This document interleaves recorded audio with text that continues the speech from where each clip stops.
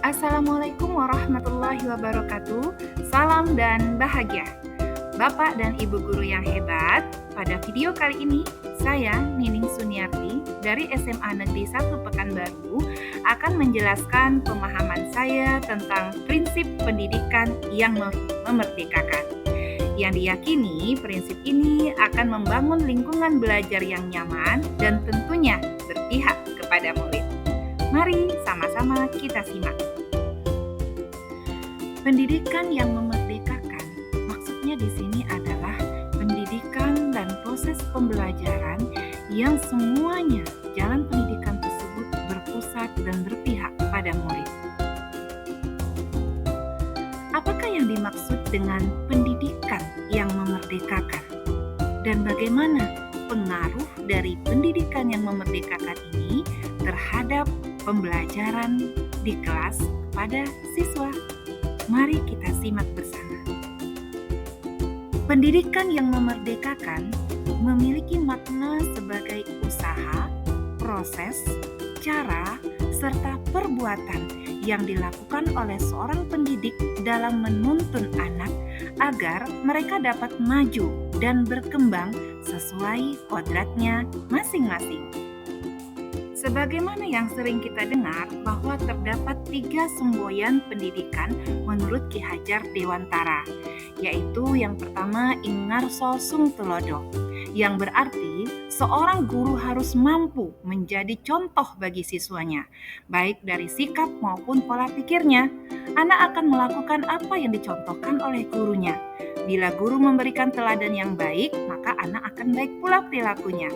Dalam hal ini, guru harus selalu memberikan pengarahan dan mau menjelaskan supaya siswa menjadi paham dengan apa yang dimaksudkan oleh guru.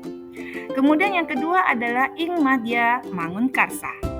Hal ini berarti bila guru berada di antara siswanya, maka guru tersebut harus mampu memberikan inspirasi dan motivasi bagi siswanya, sehingga siswa diharapkan bisa lebih maju dalam belajar. Jika guru selalu memberikan semangat kepada siswanya, maka siswa akan lebih giat karena merasa diperhatikan dan selalu mendapatkan pikiran-pikiran positif dari gurunya.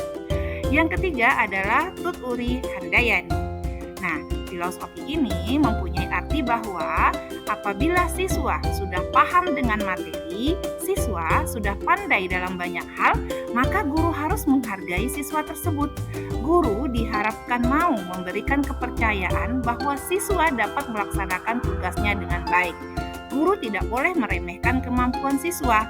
Nah, semboyan ini diwujudkan dengan pemberian tugas ataupun belajar secara mandiri ataupun pengayaan kepada siswa.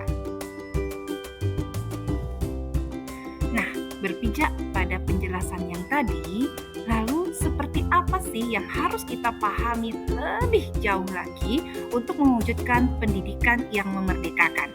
Di sini saya bagi menjadi beberapa poin. Yang pertama, kita harus paham dulu apa yang dimaksud dengan pendidikan, kemudian pengajaran, kemudian sistem Among dan Pamong, bagaimana sih sebenarnya yang namanya menuntun, hingga nanti akan terwujudlah pembelajaran yang berpusat pada peserta didik. Pendidikan adalah memberikan fokus penekanan pada pemberian ilmu pengetahuan. Sedangkan pengajaran menekankan pada pembentukan karakter dari peserta didik tersebut. Menelisik dari pemikiran Ki Hajar Dewantara tentang pendidikan, seorang guru diharapkan mampu mengembangkan metode yang sesuai dengan sistem pengajaran dan pendidikan, yaitu disebut juga dengan metode Among. Metode ini didasarkan pada pola asah, asih, dan asuh. Hal ini sesuai dengan teori belajar humanisme, di mana sebuah proses pembelajaran memanusiakan manusia dengan peran masing-masing guru dan anak dalam membangun pengetahuan.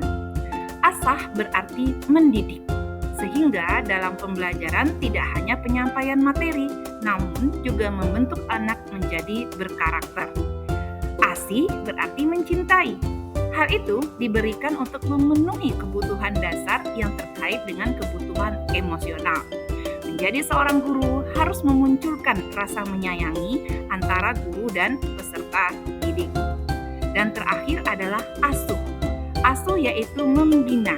Di sini, guru berfungsi sebagai suri tauladan untuk memberikan pembinaan terhadap peserta didik. Sebagai penggerak utama dalam tercapainya merdeka belajar, seorang guru harus menyadari posisinya sebagai figur dalam membentuk karakter siswa. Satu hal lagi yang sangat penting kita pahami adalah anak bukan tabula rasa. Teori tabula rasa ini memandang anak-anak dengan cara yang sangat reduktif. Hal ini mengakibatkan sentral proses belajar terletak pada orang dewasa dan anak-anak secara tidak sadar selalu diposisikan dalam kondisi pasif karena mereka hanya dianggap sebuah kertas kosong yang harus diisi. Teori tabula rasa ini menjelaskan fenomena anak-anak sekolah konvensional saat ini. Kegiatan utama pembelajaran didominasi oleh guru yang menjelaskan materi pelajaran ibaratnya mengisi kertas kosong. Sementara anak-anak dituntut untuk mendengarkan dan menerimanya saja. Padahal anak-anak adalah individu dengan segala sifatnya. Memang ada bagian individu pada anak-anak yang belum berkembang seperti orang dewasa. Tetapi individu itu bukan kertas kosong yang pasif, menerima apapun pengaruh dari lingkungannya. Setiap anak memiliki potensi yang melekat dalam dirinya. Ketika kita memandang anak sebagai individu, itu akan membuat proses pendidikan yang kita lakukan berbeda dibandingkan jika kita memandang anak sebagai kertas kosong.